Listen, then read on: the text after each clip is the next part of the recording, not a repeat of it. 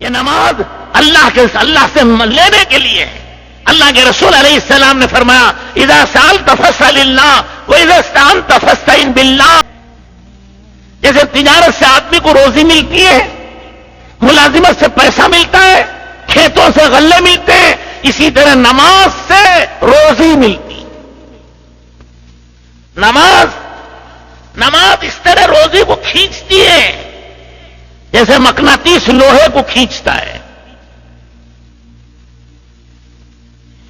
یہ نماز کی پہلی خصوصیت ہے کہ جو نماز پڑھے گا اللہ اس کی کمائی میں، زندگی میں، روزی میں برکت دیں گے. حضور اکرم صلی اللہ علیہ وسلم گھر تشریف لائے، حضرت عائشہ رضی اللہ تعالیٰ عنہ سے پوچھا کہ کھانے کے لیے کوئی چیز ہے؟ حضرت عائشہ رضی اللہ تعالیٰ عنہ نے عرض کیا کچھ نہیں ہے. مسجد میں گئے، نماز پڑھی بہت دیر تک، گھر تشریف لائے، پوچھا کوئی انتظام ہوا؟ عرض کیا یا رسول اللہ ابھی کوئی انتظام نہیں ہے. پھر مسجد میں گئے، نماز پڑھی، پوچھا واپس آ کر کوئی انتظام ہوا؟ کہا کچھ نہیں ہوا ہے. اللہ کے رسول علیہ السلام بھوک کی وجہ سے بار بار مسجد میں جاتے ہیں، نماز پڑھتے ہیں، اللہ سے مانگتے ہیں، بندوں سے نہیں کہتے. اگر آپ اپنے امت سے کہہ دیتے، کسی ساتھی سے کہہ دیتے تو آپ کے گھر کو سونے چاندی سے بھر دیتے ہو. صحابہ میں بڑے بڑے کروڑ پتی اور ارب پتی صحابہ بھی تھے، لیکن آپ نے نہیں کہا. بندوں سے کہنا اور بندی کہ انہوں نے اللہ کو چھوڑ کر بندوں سے مانگا تھا. بندوں سے مانگنا سوال ہے، اور سوال ذلت کی چیز ہے. اللہ سے مانگنا دعا ہے، اور دعا سب سے بڑی عبادت ہے. تو رسول اللہ صلی اللہ علیہ وسلم نے امت کو سکھایا کہ اللہ سے مانگو. اب چوتھی مرتبہ مسجد میں تشریف لے گئے، نماز پڑھی، گھر آ کر پوچھا کہ کھانے کا کوئی انتظام ہوا؟ اما جان حضرت عائشہ رضی اللہ تعالیٰ عنہ نے عرض کیا کہ یا رسول اللہ، اللہ آپ کو کب بھوکا رکھیں گے؟ اللہ نے انتظام کر دیا ہے. حضرت عثمان اس درمیان میں آئے، معلوم ہوا کہ حضور نماز پڑھ رہے، اپنے رب سے کھانا مانگ رہے، تو اپنے گھر سے جو کچھ تھا سب لا کے یہاں گھر میں ڈال کے چلے گئے. لیکن اللہ کے رسول نے بندوں سے نہیں مانگا. قیامت تک کے لیے بندوں کو تعلیم دی امت کو، اذا سألت فاسأل اللہ واذا استعنت فاستعن باللہ. مانگو تو اللہ سے مانگو، مدد چاہو تو اللہ سے مدد چاہو. مدد کرنے والی ذات ایک اللہ. بزرگوں اور دوستوں اور بھائیوں، ایک جماعت اللہ کے راستے میں گئی، واپس آئی مدینہ منورہ.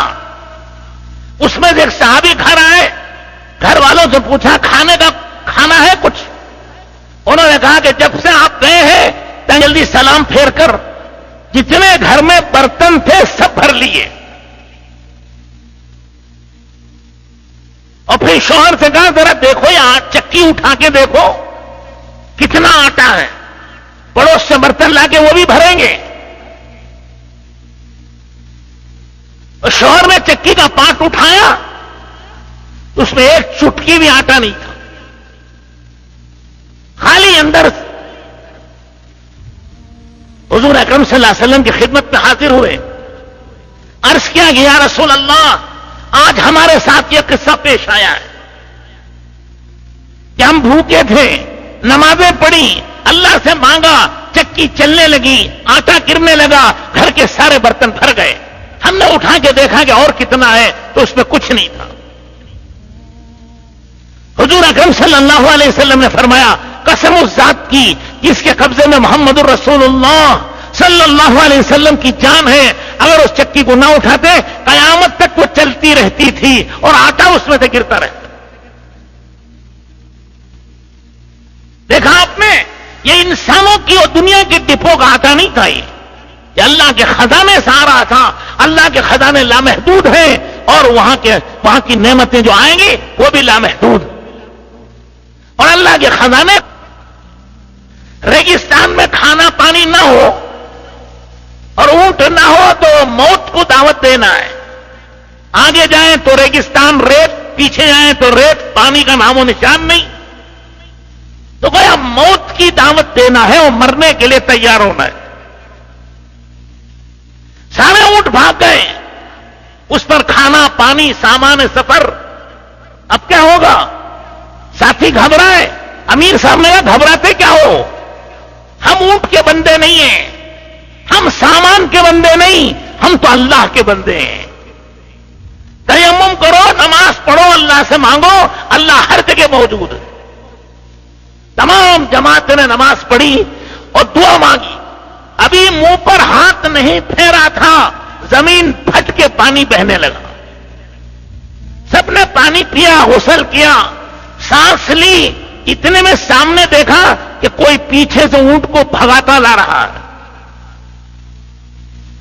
اونٹ کو لانے والا کوئی نہیں نظر آ رہا ہے. ایسے معلوم ہو رہا جیسے کوئی اونٹوں کو ہانکتا ہوا لا رہا ہے.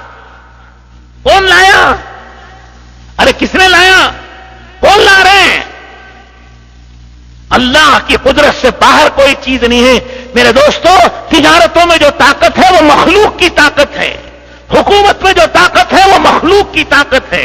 مال میں جو طاقت ہے وہ مخلوق کی طاقت ہے. اور نماز میں جو طاقت ہے وہ اللہ کی طاقت ہے. وہ خالق و مالک کی طاقت ہے. وہ ہمارے ساتھ ہو جائے